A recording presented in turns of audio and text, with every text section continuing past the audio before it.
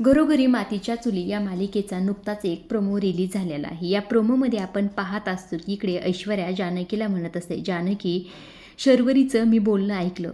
ती खरं तर एकटीच इथे नानांना हॉस्पिटलमध्ये भेटायला गेली होती. त्यावर इकडनं जानकी म्हणत असते, म्हणजे तिनेच नानांचा खून केला.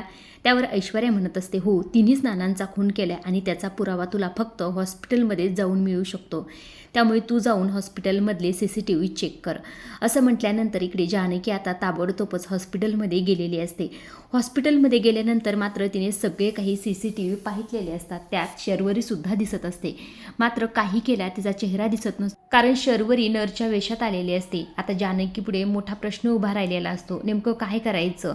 या तर शर्वरी वंश आहेत, पण यांचा चेहरा दिसत नाही. मला आणखी काहीतरी पुरावा शोधावाच लागेल असं म्हणून तिथनं निघतच असते. तितक्यातच तिनं अननोन नंबरवरून कॉल आलेला असतो. ती कॉल उचलते तेव्हा समोरची व्यक्ती म्हणत असते, नानांच्या खुनांचं नाव आणि त्याचा पुरावा दोन्ही माझ्याकडे आहे, पण यासाठी तुम्हाला 1 कोटी मोजावे लागतील. आता हे ऐकल्यानंतर तर इकडे जानकीला धक्काच बसतो. जानकी मनातच विचार करू लागते, ही शर्वरी वंशची चाल की खरंच कुणी साक्षीदार असेल? आता जानकी पुढे तर मोठा प्रश्न उभा राहिलेला असतो. आता जानकी या 1 कोटी मागचं रहस्य शोधून काढेल, आणि दुसरा प्रश्न म्हणजे शर्वरीने खरंच असा काही डाव रचला असेल का आणि जानकी त्यात अडकेल का? तुम्हाला काय वाटतं कमेंट करून नक्कीच सांगा. आजच्या पुरतं एवढंच. अशा डेली मालिकेच्या अपडेट, नवीन प्रोमो जर तुम्हाला जाणून घ्यायला आवडत असतील तर आपल्या चॅनलला जरूर सबस्क्राईब करा. तोपर्यंत पाहत राहा घरोघरी मातीच्या चुली.